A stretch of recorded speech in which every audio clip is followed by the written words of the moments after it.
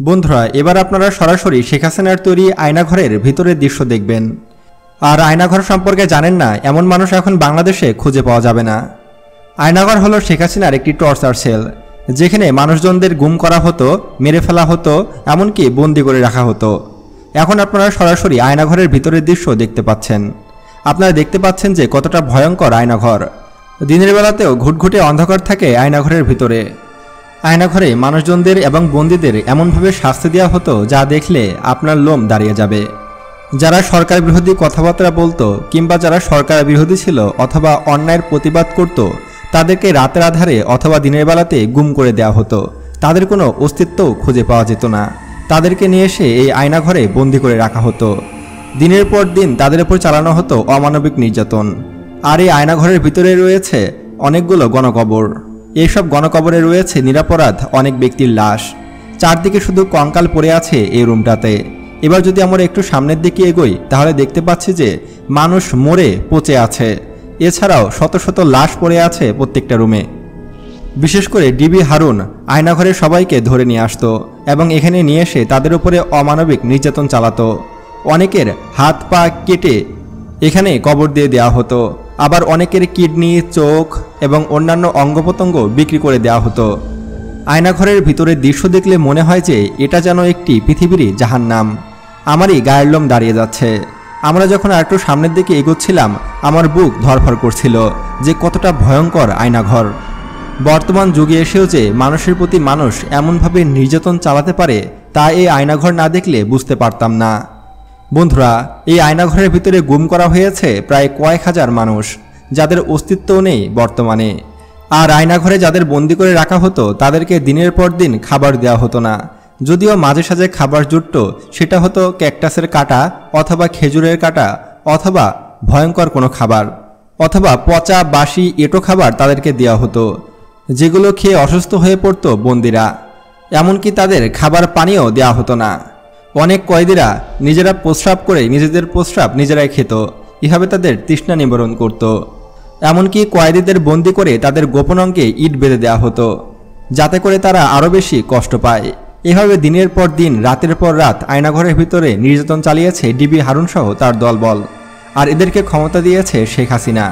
শেখ হাসিনা যে কত বড় স্বৈরশাসক ছিল তা এগুলো দেখলে বোঝা যায়। হাসিনার পালিত কুকুররা এইসব কাজকর্ম করত এখানে। মদ খেয়ে দিনের পর দিন নির্যাতন চালানো হতো এইসব মানুষদেরকে।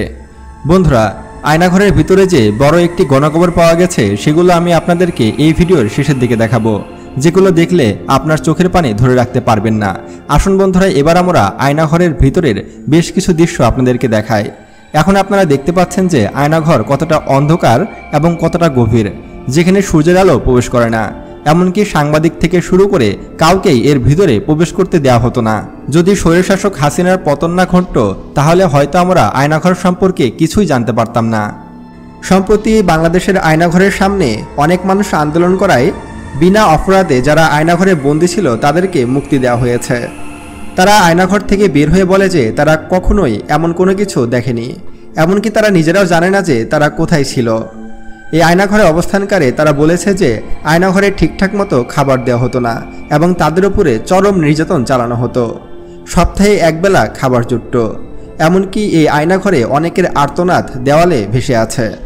এমনকি আয়নাঘরের ভিতরে মধ্যযুগীয় কায়দায় বর্বরতা চালাতো পুলিশ বাহিনী। শুধু পুলিশ বাহিনী নয়, বাংলাদেশের গোয়েন্দা সংস্থা ডিজিএফআই কিন্তু ব্যাপক টর্চার চালাতো এই আয়নাঘরের ভিতরে। আপনাদের সামান্য একটু উদাহরণ দিই। এই আয়নাঘরে যারা সরকার বিরোধী ছিল, যারা জনগণের পক্ষে ছিল, যারা অন্যায়ের বিরুদ্ধে প্রতিবাদ করত, তাদেরকে নিয়ে ব্যাপক টর্চার করা হয়েছে। তাদের হাতের আঙুল কেটে ফেলা হয়েছে, তাদেরকে দড়ি দিয়ে বেঁধে ইচ্ছামতো পিটানো হয়েছে, সারা দিন রাত 24 ঘন্টা না খাইয়ে উল্টো করে বাথরুমের মধ্যে শুয়ে রাখা হয়েছে। আর এই আয়নাঘরের রুমগুলো এতটাই ছোট ছিল যে সেখানে কোনো মানুষ সঠিকভাবে বসতেও পারত না। ছোট্ট একটি রুম যেখানে শোয়াও যেত না, সেখানে তাদের প্রসাব করতে হতো, পায়খানা করতে হতো এবং তার মধ্যেই থাকতে হতো। তাহলে একবার কল্পনা করুন কতটা নির্যাতন চালানো হয়েছে এই আয়নাঘরে। ধারণা করা হচ্ছে যে প্রায় 4 থেকে 5 হাজার বন্দীকে এইসব আয়নাঘরে বন্দি করে রাখা হয়েছিল এবং তাদের উপরে চরম নির্যাতন চালানো হয়েছিল মধ্যযুগীয় কায়দায়। আবার অনেক বন্দী তো মানসিকভাবে পাগল হয়ে গেছে। একজন সুস্থ মানুষকে যদি প্রতিদিন অত্যাচার করা হয় তাহলে তো সে পাগলই হয়ে যাবে। অনেকে আয়নাঘর থেকে বের হয়ে সে নিজেই চিনতে পারছে না যে কোথায় তার বাড়ি, তার সাথে কি ঘটেছিল বা তার কি হয়েছিল, সব কিছুই তারা ভুলে গেছে। এই আয়নাঘরের মধ্যে এতটাই নির্যাতন চালানো হয়েছে যে অনেকের তো কথা বন্ধ হয়ে গেছে, যারা ঠিকঠাক মতো কথা বলতে পারছে না। আমরা একটি ভিডিওতে দেখেছি যে আয়নাঘরের মধ্যে শত শত কঙ্কাল পড়ে আছে। তবে এটি আসলে বাস্তবে আয়নাঘরের ভিডিও কিনা বা অন্য কোনো ভুয়া ভিডিও সেটা বলা যাচ্ছে না এখনই। হতে পারে এটা আয়নাঘরের অপর কোনো চিত্র বা অন্য কোনো আয়নাঘরের ভিডিও। তবে আমার মতে এই ভিডিওটি সঠিক নাও হতে পারে। তবে বাস্তবে যে আয়নাঘর কতটা ভয়ঙ্কর ছিল তার বর্ণনা দিয়েছে যারা আয়নাঘরে ছিল তারা। অনেকে তো এখনও কথা বলতে ভয় পাচ্ছে, যদি তাদেরকে আবারও আয়নাঘরে পাঠিয়ে দেওয়া হয়। মানুষ কতটা বিকৃত মস্তিষ্কের হলে তারা এমনটা বলতে পারে তা ভাবা যায়।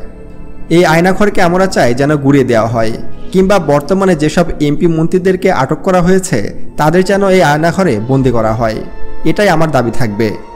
বর্তমান ছাত্র সমাজ কী করছে? তারা কি পারছে না এইসব আওয়ামী লীগ নেতাদেরকে এই আয়নাঘরে বন্দি করতে? তাদেরকেও মধ্যযুগীয় কায়দায় নির্যাতন করা হোক, তাদেরকে একেবারে ফাঁসি দিয়ে দিলে তো শেষই হয়ে গেল। তাদেরকে আমরা ফাঁসি দিতে চাই না, তাদেরকে আমরা তিলে তিলে মারতে চাই। বন্ধুরা, শেখ হাসিনা তো বাংলাদেশ ছেড়ে পালিয়েছে, কিন্তু রয়ে গেছে তার কুলাঙ্গার ছাত্রনেতারা, যাদের দাপটে এতদিন শহরে বের হওয়া যেত না, গ্রাম অঞ্চলেও থাকা যেত না। অবশেষে শেখ হাসিনার পালনের মাধ্যমে আমরা কিন্তু স্বাধীনতা পেয়েছি। আমাদের স্বাধীনতার বয়স কিন্তু 3 দিন। আর এই 3 দিনে যে পরিমাণ জ্বালাও পোড়াও, আগুন, লুটপাট, গুম, হত্যা, চুরি, রাহাজানি দেখেছি তা হয়তো বিগত 14 বছরেও আমরা দেখিনি। বর্তমানে বাংলাদেশের আইন ব্যবস্থা একদম ভেঙে গেছে। যে যার মতো লুটপাট করছে, যে যার মতো যা ইচ্ছে তাই করছে। আসলে এমন স্বাধীনতা তো আমরা চাইনি। আমরা চেয়েছি সব কিছু একটা নিয়মের মধ্যে আসুক, সব কিছু সৎভাবে হোক, সুষ্ঠুভাবে হোক, বাংলাদেশ আবারও এগিয়ে যাক। কিন্তু আমরা যা দেখতে পাচ্ছি যে বাংলাদেশ হয়তো আরও পিছিয়ে যাবে। এই জাতি যে অসভ্য জাতি আর এই জাতি যে মূর্খ জাতি তা আবারও প্রমাণ করে দিল এই গত 3 দিনের মধ্যে। আমরা স্বাধীনতা চেয়েছি, তার মানে এই নয় যে আমরা জ্বালাও পোড়াও, হত্যা, গুম, রাহাজানি এসব চেয়েছি। কিন্তু আমরা তো বাঙালি, আমরা তো এসব কাজে ওস্তাদ। এমনকি জাতির জনক বঙ্গবন্ধু শেখ মুজিবুর রহমান, যার জন্য আমাদের বাংলাদেশ স্বাধীন হয়েছে, তাকেও অপমান করতে বাদ দেয়নি আমরা। তার মূর্তি সব ভেঙে ফেলেছে। যেহেতু ইসলামে আছে যে মূর্তি ভাঙা ফরজ, সেহেতু আমাদের মূর্তি ভাঙাটা ঠিক আছে। কিন্তু তার মূর্তির উপরে হিসু করা, তার মূর্তির উপরে জুতা ঝোলানো, এসব কোনো বাঙালি করতে পারে না। তবে সেটা যাই হোক, বাংলাদেশের সাধারণ মানুষের ক্ষতি করা কিন্তু কারো উচিত হচ্ছে না। আমি সম্প্রতি দেখছি যে বাংলাদেশের ডাকাতি, রাহাজানি ইত্যাদি অনেক বেড়ে গিয়েছে। এসবকে সুষ্ঠুভাবে সমাধান করতে হবে। তা না হলে এর দায় কিন্তু ছাত্রদেরকে নিতে হবে। যে ছাত্ররা আন্দোলন করে শেখ হাসিনাকে বাংলাদেশ থেকে তাড়িয়ে দিয়েছে, স্বাধীন বাংলাদেশের আশায়, সেই ছাত্রদেরকেই কিন্তু আবার সব কিছু গুছিয়ে নিতে হবে। এখন আমরা স্বাধীন, এখন আমরা চাইলে সব কিছুই করতে পারবো। আসুন আমরা সকলে মিলে সুন্দরভাবে দেশটাকে গড়ি, দেশটাকে নতুনভাবে সামনের দিকে এগিয়ে নিয়ে যাই। কে আওয়ামী লীগ, কে বিএনপি, কে ছাত্রলীগ, কে অন্য কোনো দল, সেসব দেখার বিষয় এখন না। এখন আমাদের সবারই লক্ষ্য দেশটাকে এগিয়ে নিয়ে যাওয়া। কারণ বাংলাদেশ অনেক পিছিয়ে গেছে। আমাদের রিজার্ভের অবস্থাও কিন্তু খুব একটা বেশি ভালো নয়। তাই আমাদের সকলকে কাঁধে কাঁধ মিলিয়ে কাজ করতে হবে। আর শেখ হাসিনার আয়নাঘর সম্পর্কে জেনে আপনার কেমন লাগলো তা অবশ্যই কমেন্ট করে জানাতে পারেন। আর আজকে এ পর্যন্তই, দেখা হচ্ছে পরবর্তী ভিডিওতে। আল্লাহ হাফেজ।